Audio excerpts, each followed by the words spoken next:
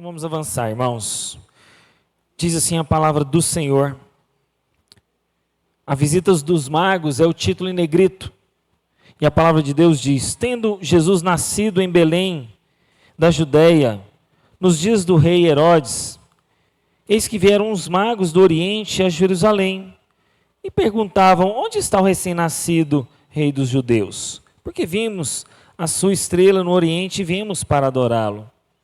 Ao ouvirem isso, o rei Herodes ficou alarmado, e com ele toda Jerusalém. Então Herodes convocou todos os principais sacerdotes e escribas do povo e lhes perguntou onde o Cristo deveria nascer. Eles responderam: em Belém da Judéia, porque assim está escrito por meio do profeta: e você, Belém, terra de Judá, de modo nenhum é a menor entre as principais de Judá, porque de você sairá o guia que apacentará o meu povo Israel. Com isso, então, Herodes, tendo chamado os magos, numa reunião secreta, perguntou-lhes o tempo exato que a estrela havia aparecido. E enviando-os a Belém, disse: vão e busquem informações precisas a respeito do menino. E quando tiverem encontrado, avise-me para que eu possa ir também adorá-lo. Depois de ouvirem o rei, os magos partiram, e eis que a estrela que viram no Oriente ia diante deles, até que chegado parou sobre onde estava o menino. E vendo eles a estrela, alegraram-se com grande e intenso júbilo. Entrando na casa, viram o menino com Maria, sua mãe. Prostrando-se, o adoraram e abriram seus tesouros, entregaram-lhes suas ofertas, ouro, incenso e mirra.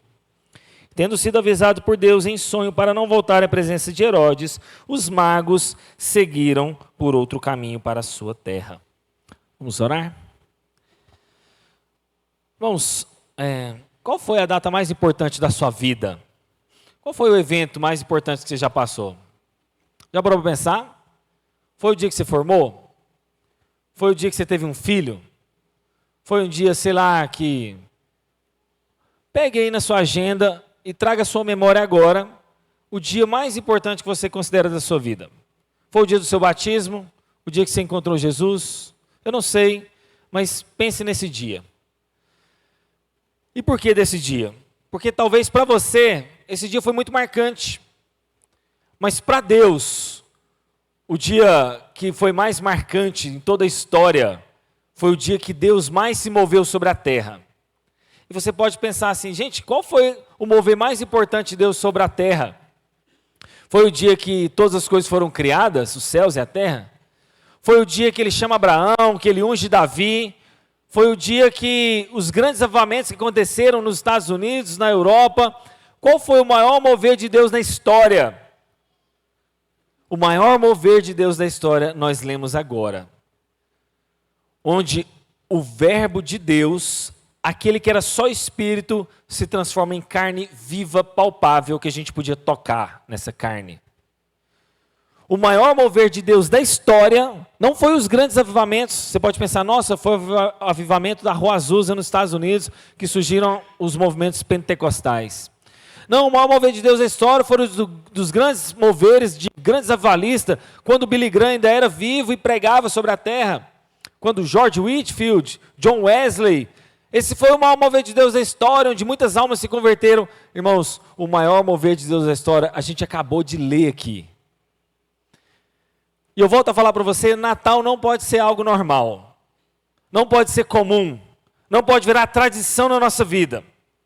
Não pode ser uma data simplesmente porque o comércio quer vender mais, porque você tem que dar o presente para alguém da sua família, um amigo secreto. Não é isso que é o Natal. E ao ler o maior mover de Deus da história, o maior acontecimento, eu volto a fazer a pergunta para você: qual é o maior acontecimento que aconteceu com você na sua vida? E mesmo diante desse relato que a gente vê registrado apenas no Evangelho de Mateus, é interessante que essas pessoas participaram do maior mover de Deus da história. Quem foram essas pessoas? Já parou para pensar? Se esse aqui é o maior mover de Deus da história, quando Jesus se faz carne, quem foram os participantes desse mover? E a palavra de Deus fala de alguns magos. E o verso 1 fala que eis que vieram magos do Oriente. Quem eram esses magos? É interessante que essa é uma das histórias mais conhecidas da Bíblia, mas ao mesmo tempo mais obscuras. Olha só, uma história muito conhecida, mas ao mesmo tempo obscura. Por quê? Porque existe muito mito, muita tradição em meio a essas histórias aqui dos magos. Por exemplo, a gente ouve falar que eram reis magos. Em primeiro lugar, não eram reis. Tire isso do seu vocabulário. Quando você ouvir falar assim, reis magos, você vai falar, não, peraí, não havia a palavra reis. Você viu ouvindo falar alguma coisa aqui sobre reis? Hora nenhuma eu li reis, apenas magos. Mas também não eram apenas, eles não eram reis, eram apenas magos. Mas a Bíblia não fala que eram 3. Ela fala de 3 presentes, ouro, incenso e mirra. Mas não significava que eram 3 indivíduos. Quem falou que eram 3 indivíduos? Eram 3 presentes. A tradição também fala que eles tinham até nome. Baltazar, Belchior e Gaspar. Você viu algum desses nomes aqui do texto que eu li? Não há. Não há nem nesses 3 nomes. Não há Belchior, não há Gaspar, não há Baltazar, né? Nenhum dos 3 nomes aqui. Então, irmãos, a palavra simplesmente magos no Oriente, sabe o que significa? Viajantes estranhos. Essa é a tradução literal para magos. Viajantes estranhos. E é interessante que esses magos, eles estudavam as estrelas, tinham influência sobre alguns eventos do homem, eles eram interessados em religião, em campos diversos do conhecimento. Estudavam astrologia, interpretavam sonhos, estudavam escritos sagrados de maneira geral. E esses magos, quando falam de vir do Oriente, é muito provável, né, desse Oriente, talvez até mesmo da Babilônia, isso é provável, tá, Babilônia. Se foi de lá, então eles andaram mais de 1000 quilômetros. Então foi uma distância muito grande, que durou semanas, dias, muitos dias. Mas eu te faço uma pergunta interessante, como é que eles sabiam dessa estrela? Como é que eles poderiam notar que tinha uma estrela diferente no céu? Já parou para pensar nisso? Tem muitas estrelas aqui hoje, né? Se as nuvens não estiver tampando, há muitas estrelas no céu, mas como é que eles sabiam que aquela estrela era diferente? Por que os magos que vinham do Oriente achou uma estrela que era especial dentre as demais? Nós não sabemos. Nós não temos a resposta definitiva para isso. Mas há uma possibilidade. A primeira possibilidade é que os judeus, quando eles foram perseguidos, lembra que os judeus foram perseguidos? Eles se espalham pelo mundo. Ao se espalhar pelo mundo, inclusive pela Babilônia, é possível que eles tenham ouvido falar, né, por meio dos judeus, dessa promessa. Essa é a primeira possibilidade. Então, com o resultado disso, eles vão lá e se dirigem a Jerusalém para ver o recém-nascido. A segunda possibilidade, se eles estavam na Babilônia, é por meio de Daniel e seus amigos. Talvez Daniel influenciou aquela geração, os amigos de Daniel influenciou aquelas pessoas, e talvez os magos que estavam lá na Babilônia souberam através de Daniel, né, de geração após geração, eles foram influenciados por essa palavra, pela verdade de Deus. Mas, irmãos, o que ainda continua nos intrigando é como que eles descobriram essa estrela, por que essa estrela era diferente e por que eles seguiram. Nós não temos essa resposta. Essa talvez é um dos mistérios da palavra de Deus, é o que eu falei para vocês, é uma história muito conhecida, mas cheia de mistério. Por quê? Os magos não eram judeus, eles não sabiam da Torá, assim, de forma como um judeu, eles nem faziam parte do círculo religioso da época. Eu imagine alguém chegando aqui na igreja, né? Aí as pessoas falam assim, olha, parece que vai nascer o Salvador do mundo, não sei se vocês já ouviram falar dele. Não, nós sabemos que vai nascer o Salvador do mundo, né?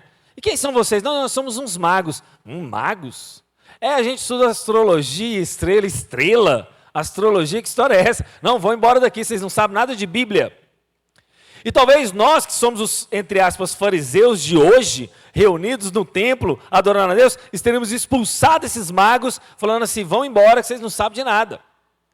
Mas o fato é que o maior mover de Deus incluiu pessoas não religiosas. Não é estranho isso para você? Não te traz temor?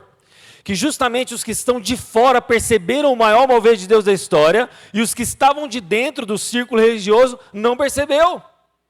Isso não deveria te trazer muito temor? Que exatamente os que estão fora, no caso aqui do templo, do judaísmo, da Torá, perceberam o maior mover de Deus da história, mas os judeus não. E aí eu faço uma pergunta aplicável para você.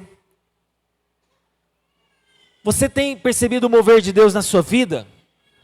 Você tem percebido que Deus está se movendo sobre você, sobre a sua família, sobre a sua história, ou não?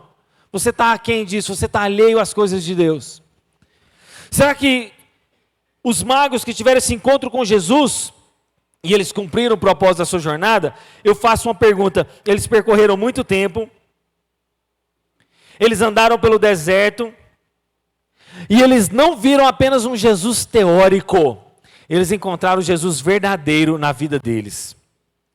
Será que durante a sua caminhada, a sua jornada, você tem encontrado só um Jesus teórico? Ah, já ouvi falar dessa história de Natal. Ah, já ouvi falar sobre o nascimento de Jesus. Ah, já ouvi falar sobre cruz. Mas o que isso tem feito diferença na sua vida? O que adianta você, como judeu, saber da promessa que e você, Belém, terra de Judá, de modo nenhum é a menor entre as principais de Judá? O que adianta você saber dessa promessa se você não vive essa promessa? Se você não teve encontro com esse Jesus real? É sério. Vai ser só teoria na sua vida, Jesus. Vai ser só teoria na sua vida, igreja. Vai ser só teoria o que eu estou falando, se você não tiver um encontro real com Deus. Se isso aqui não fizer diferença para você, como fez diferença na vida desses magos, que nem fazia parte do ciclo religioso da vida deles. E se você não encontrar Jesus nessa vida, você não vai ter cumprido o propósito da sua própria existência. Se você, na longa jornada aqui nessa terra, não tiver esse encontro real com esse Salvador, a sua jornada vai simplesmente ser passageira nesse mundo e você simplesmente não vai ter vivido a vida que Deus gostaria que você tivesse vivido. Mas é interessante, como é que, isso nós falamos do mago, né? E a relação à estrela? Como é que relaciona com esse nascimento de Jesus? Afinal, o que essa estrela tem a ver? Alguns dizem que essa estrela tinha um poder real, de fato sobrenatural. Outros afirmam que não era uma estrela, talvez era uma luz brilhante que expressava a manifestação de Deus. Mas o fato é que a natureza, o objeto, não está no texto. Ele não é explícito, mas havia algo especial, sobrenatural. A Bíblia não explica a natureza dessa estrela. Então, de fato, meus irmãos, pode ter sido a própria glória de Deus que brilhou ao redor deles, mas nós não sabemos. Mas no hebraico, tanto kabod, que significa a glória de Deus, quanto aster, essa palavra foi usada no sentido figurado para representar esse esplendor, um esplendor especial. E no Antigo Testamento, o Messias é descrito como a estrela que sairá de Jacó, Números 24. No Novo Testamento, Jesus se refere a si mesmo como a brilhante estrela da manhã, Apocalipse capítulo 22. Então, certamente a glória de Deus brilhava de forma visível e os magos perceberam isso e foram guiados até até Belém. E o que nós sabemos então é que Deus moveu de forma sobrenatural, de forma bondosa e infinita, uma estrela que guiava eles de forma miraculosa por meio daquela longa jornada. Ainda que os magos aprenderam, meus irmãos, com os judeus sobre a vinda possível do Messias, o fato é que a resposta de como essa estrela guiou por eles durante todo o tempo, nós não temos. E sabe, isso significa então que a intenção principal era mostrar um rei messiânico. E é interessante que o verso 11, a gente leu toda a história, eu quero pular para o versículo 11, veja o seguinte, versículo 10. Vendo a estrela, alegraram-se com grande e intenso júbilo. Entrando na casa, viram um menino com Maria, sua mãe. Olha que interessante. Quando a gente vai ver aquelas representações do presépio, o que a gente geralmente vê ao lado de um presépio lá? A gente vê os magos, né? Não reis, magos, prostrados diante do presépio. Aí tem José, tem Maria e tem ele no colo, né? E às vezes tem os animais e tem alguns pastores. Essa é a representação que a gente vê por aí, não é isso? Só que olha o que é interessante. O que vocês leram aqui no início do verso? Entrando na casa, viram um menino com Maria. Jesus não estava mais no estábulo. Jesus não nasceu naquela hospedaria lá. Aliás, ele não nasceu na hospedaria porque não tinha vaga. Ele não nasceu lá no estábulo. Então, quando os magos chegam para visitar Jesus, Jesus não está mais na manjedoura. Jesus não está mais no estábulo. Jesus não está mais lá onde Maria e José se hospedaram temporariamente para ter Jesus. Os magos entraram na casa. Então os magos não viram necessariamente o momento que Jesus nasce. Não é interessante isso no texto? Eles entram na casa. E na casa está Maria e Jesus. Então provavelmente os magos não viram o nascimento de Jesus. E é possível até, irmãos, olha só, vou um pouco além. Quando Herodes descobre que ele foi enganado, o que acontece? Ele não mata as crianças abaixo de 2 anos? Talvez Jesus tinha até quase 1 ano de idade. Talvez Jesus já tinha até vários meses de idade. Porque Herodes fala o seguinte, olha, pelos cálculos que ele fez, bom, os magos estiveram aqui nessa época, falou que Jesus, né, ia vir o Salvador do mundo, ele esperou, se sentiu enganado, para garantir, vão matar crianças todas abaixo de 2 anos de idade. E Herodes faz isso. Então é provável que Jesus já tinha nascido, já tinha até alguns meses, ou quem sabe até 1 ano de idade. Porque ele não estava no estábulo, os magos não foram visitar Jesus no seu nascimento. Os magos visitaram Jesus na casa onde estava ele e Maria. E aí é interessante que quando eles visitam, o que eles fazem? Olha só, prostrando-se, o adoraram e abriram os seus tesouros. Entregaram-lhe suas ofertas, ouro, incenso e mirra. Irmãos, os magos se renderam a Jesus. Os magos viram que aquele bebê era especial e que ele não era comum. E eu igual falei para vocês, Natal não pode ser algo normal. Natal não pode ser algo comum. Igual eu sempre falo para vocês da planta lá fora, né? Se você consegue, então, do nada criar um matinho aqui na minha frente, você não pode considerar um mato da grama algo comum, algo normal. Então, Jesus se fazer carne, ainda mais. Aí que você não tem que considerar normal. Mas talvez porque a gente fala tanto de Natal, pode ser algo comum, mas não pode ser. Porque os magos vão lá ver aquele bebê e adoram. E eles compreendiam plenamente a natureza do que eles estavam fazendo. Eles fazem aquilo conscientes, uma adoração consciente. Uma adoração de oferta, olha só, ele fala, entregaram-lhe suas ofertas, eles ofereceram ofertas a Deus, eles adoraram aquele menino, eles prestaram a homenagem adequada do qual é digno de um rei. Salmo 72, Isaías 60, Salmo 68 nos mostra as honras reais que alguém deveria receber. E aí eu quero brevemente aqui talvez traçar um significado. Por que os magos levam ouro, incenso e mirra? Já parou para pensar nisso? Por que desses 3 presentes? Qual que é o significado de cada um desses presentes? Porque quando você leva um presente para alguém, você quer agradar aquela pessoa, não é isso? Você quer saber o que ela gosta, você quer saber o que ela quer ganhar de Natal, você quer saber o que ela ganha de aniversário, de presente natalino dela, do nascimento dela. Então você quer dar um presente, você quer saber o gosto, mas por que os magos levam esses 3 presentes? Ao que são possibilidades, tá, irmãos? Baseado biblicamente, porque o texto não é claro sobre as possibilidades. Então nós vamos levantar aqui as 3. O ouro. O ouro era usado na construção, foi usado na construção do tabernáculo e dos móveis do tabernáculo. Êxodo de 25 a 31 mostra isso.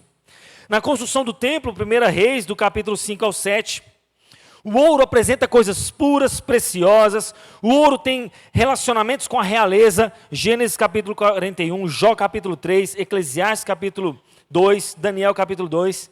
É um princípio, então, de pensar que se eles entregaram ouro, significa que foi entregue ao rei, à realeza. Um presente apresentado de forma real mesmo para uma realeza, para o próprio rei. Então, o ouro aponta para essa realeza de Cristo Jesus. O segundo, o incenso. O incenso, meus irmãos, tinha um grande cheiro e valor especial. O incenso é isso que você vê na rua aí mesmo, né? Mas talvez se você usar hoje o incenso, você pode ser mal interpretado. O incenso era usado então em ocasiões especiais, em serviços prestados a Deus. O incenso era armazenado num cômodo lá no santuário. 1 Crônicas capítulo 9 e Neemias capítulo 13. Havia um cômodo que você depositava aquele incensário. E aquela fumaça aromática simbolizava a oração do sacerdote para Deus. O incenso então era essa oferenda feita a Deus. Uma oferta por meio de orações, um perfume agradável que pertencia e era dedicado somente ao Senhor. Então, se o ouro representava a realeza, o incenso agora representa algo que eu estou oferecendo a Deus por meio da minha devoção, oração, dedicação a Ele. E por fim, a mirra. A mirra era um perfume, e esse perfume tinha muito valor. Ele era feito de uma pequena árvore de madeira que era muito cheirosa. E eles usavam essa casca da madeira para fazer a mirra. Provérbios capítulo 7 mostra isso.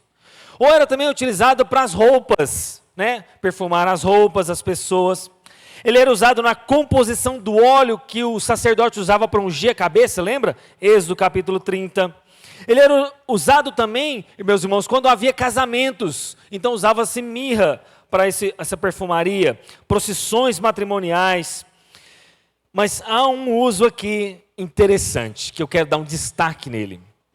que ele era usado para preparar corpos para a sepultura, para que não houvesse mau cheiro. Não é estranho isso? Como é que um mago, como é que você, vamos imaginar você, o menino acabou de nascer. Como é que você vai levar algo para ele, já apresentando, meio que apontando para a morte dele? Você não vai levar lá, estou aqui na maternidade, trouxe um mini caixãozinho com o nominho dele. Você faria isso? Levaria uma réplica de um caixão com o nome da criança que acabou de nascer? Você faria uma coisa dessa, irmãos? Mas então por que os magos levam mirra, que era usado para embalsamar corpos? Exatamente por causa disso aqui. Teve uma criança essa semana que perguntou assim, mas pastor, por que você está colocando a cruz no Natal? Porque Jesus já nasce com um propósito. Jesus já nasce com a finalidade de, ele era um bebê, ele tinha acabado de nascer, mas esse aqui era o propósito principal de Jesus na sua vida. A sua morte e a sua ressurreição. Essa é uma possibilidade muito forte do texto. Uma possibilidade que eles já levaram mirra, porque Jesus já era um homem entregue a favor de nós, já nasce com destino para morrer no meu e no seu lugar. Por isso que Natal tem a ver com isso aqui. E as conclusões, meus irmãos, desse texto, breves aplicações, é que a Bíblia mostra que os verdadeiros adoradores a Deus e aqueles que buscam, respondem à direção de Deus. Será que você tem respondido à direção de Deus para a sua vida? Será que você tem o adorado verdadeiramente? Será que diante desse momento cultico, momento de que esses presentes preparados que Deus nos deu, salvação, vida eterna, tem sido recebido por você? O fato é que esses magos não conheciam a revelação de Deus, mas eles perceberam o mover de Deus. Aquela estrela, todas essas circunstâncias, havia algo muito diferente. E mesmo eles não fazendo parte do ciclo religioso da época, eles perceberam o maior mover de Deus da história. Isso deveria trazer muito temor para a gente.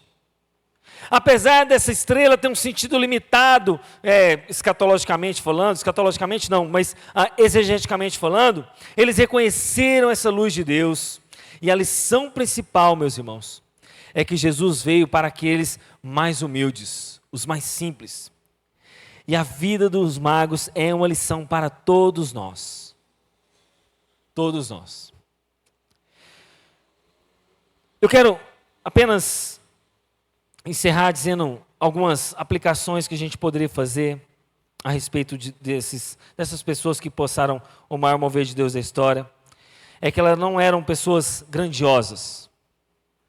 E talvez a gente está esperando o grandioso de Deus acontecer para que o sobrenatural de Deus aconteça em nossas vidas, mas não é assim. E para participar do maior mover de Deus na história, como os magos participaram, meus irmãos, Ele vai usar pessoas simples como eu e você. As pessoas talvez apostam muito em grandes homens, em grandes pregadores, em grandes pessoas, mas talvez aquelas mais desprezadas pela sociedade é as quais Deus irá usar. Mas eles esperavam a promessa, viram que nós lemos a promessa? Será que você tem essa promessa no seu coração, uma promessa do qual vai se cumprir na sua vida? Será que você tem esse mover de Deus que move o coração, alimenta a sua esperança diariamente? Você é alimentado por promessas? Mas aqueles magos creram na promessa, eles foram alimentados por ela, ele tinha esperança nela. E eu fiquei pensando assim, meu Deus, me ajuda a pregar essa mensagem, porque muitas das vezes o meu coração não é alimentado por promessas, é alimentado às vezes pelo que eu vejo. Talvez pessoas humildes, tementes a Deus, piedosas, são exatamente pastores, que a gente vai ver agora a pouco, são exatamente magos. E para a gente ser participante desse mover de Deus, nós precisamos adorar como os magos adoraram. Nos prostrar, colocar diante de Deus a nossa oferta, diante desse altar.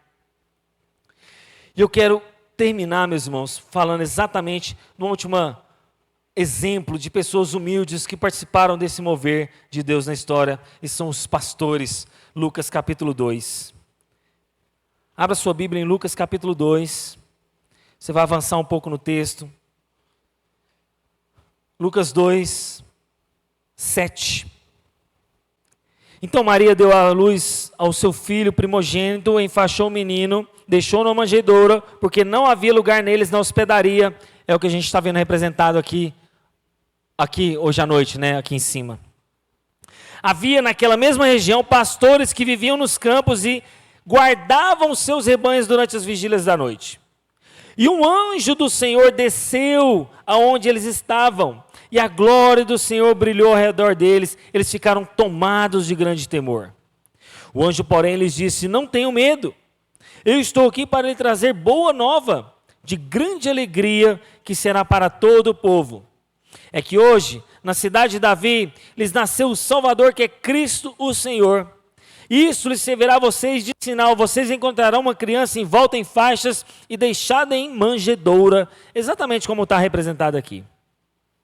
E de repente apareceu como um anjo, uma multidão do exército celestial, louvando a Deus, dizendo: glória a Deus nas maiores alturas, paz na terra entre os homens a quem Ele quer bem. Quando os anjos se afastaram deles, voltaram para o céu, os pastores disseram uns aos outros: vamos até Belém, vejamos os acontecimentos que o Senhor nos deu a conhecer. E eles foram depressa, encontraram Maria e José, a criança deitada na manjedoura. Tá vendo a diferença dos magos? Os pastores encontraram Jesus na manjedoura. Os pastores encontraram um bebê em volta dos panos. Os pastores viram mais ou menos as primeiras horas do nascimento de Jesus. Os magos não. E vendo isso, divulgaram o que lhes tinha sido dito a respeito desse menino. Todos os que ouviram se admiraram as coisas relatadas pelos pastores. Maria, porém, guardava todas essas palavras, meditando no coração dela.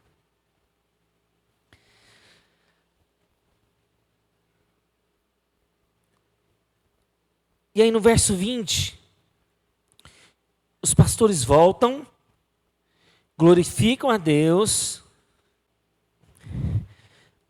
eles louvaram por tudo que tinham visto e ouvido,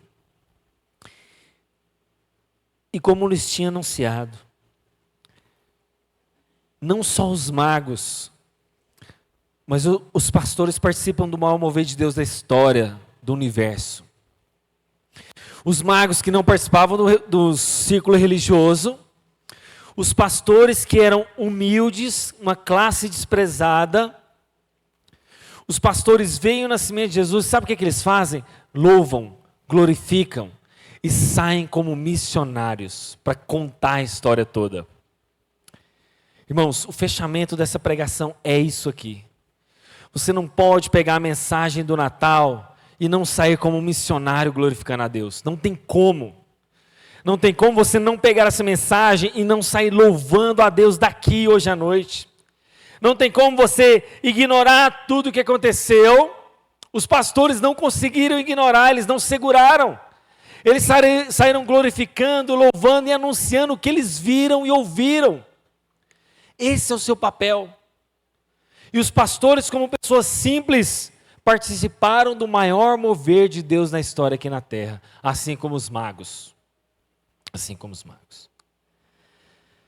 Irmãos, essa é a maior lição, pastores humildes.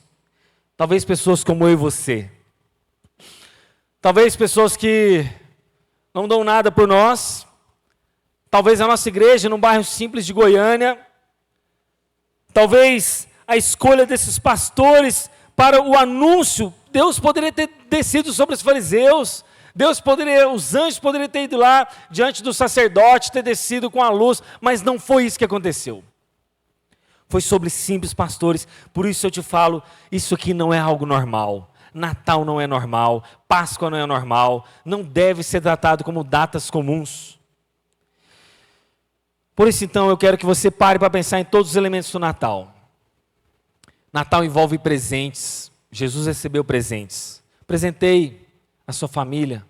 Reúna. Seja um missionário lá na sua família. Talvez no Natal as pessoas pensam sempre em beber, ligar um som, passar a madrugada, bebendo, ouvindo música, assando carne. Esse não é o sentido verdadeiro do Natal. Você, como missionário, tem que sair daqui como aqueles pastores e anunciar essa mensagem.